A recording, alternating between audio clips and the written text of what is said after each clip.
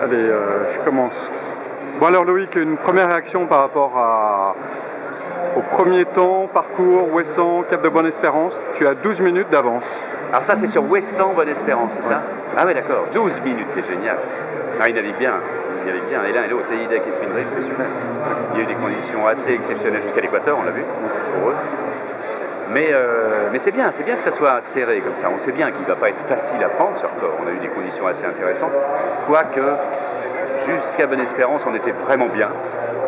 C'est dans l'Indien, on a évidemment commencé à perdre pas mal de temps, et dans le Pacifique particulièrement.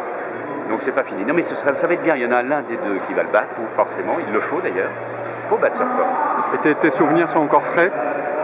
Ça dépend des moments. J'ai revu des images sur Spindrift où je vois notre bon Xavier Reville, qui est l'un des meilleurs barreurs du monde, mais aussi la fée du logis incroyable.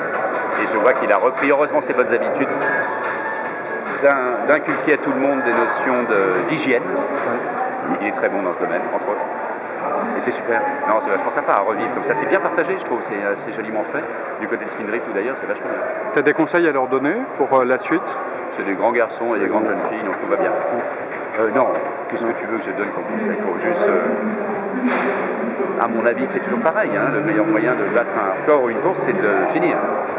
Donc fast et pas furious. Et le retard de Francis, ça correspond à peu près à une demi-journée sur le cap. Je pense que c'est vrai. Il est en avance par rapport au temps de Franck au même moment, vraisemblablement, oui, je ne sais pas, j'imagine. Et donc, non, je pense qu'ils sont pas mal, l'un et l'autre. On sait bien qu'il y a un décalage mécanique entre ces deux bateaux, c'est clair. Il y en a un qui est plus grand et un autre qui est plus petit. Et même dans les transitions, le plus grand arrive à s'en sortir, alors qu'on peut toujours croire que le plus petit peut s'en sortir un peu mieux. Pour l'instant, avec ces bateaux classiques, entre guillemets, la taille est intéressante. Maintenant, l'avenir, une fois qu'on sera battu, ça me donnera plus de motivation à y retourner avec des engins un peu différents. C'est ça.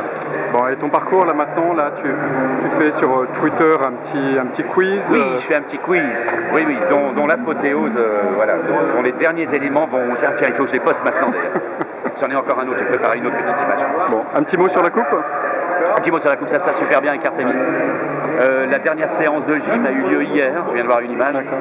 À Alameda, en tout cas à San Francisco, parce qu'il y a déménagement, installation de toute l'équipe cet hiver aux Bermudes. Notre base est enfin montée, elle est superbe. Et là, je travaille plus à distance avec eux en ce moment. Je me suis beaucoup occupé des mouillages, par exemple. Des mouillages très intelligents pour faire en sorte qu'on puisse mettre ces bateaux à l'eau un peu n'importe quand, quelle que soit la direction du vent. Et ça force. Et puis donc je vais aux Bermudes début d'année prochaine. D'accord, super. Merci Loïc. Merci.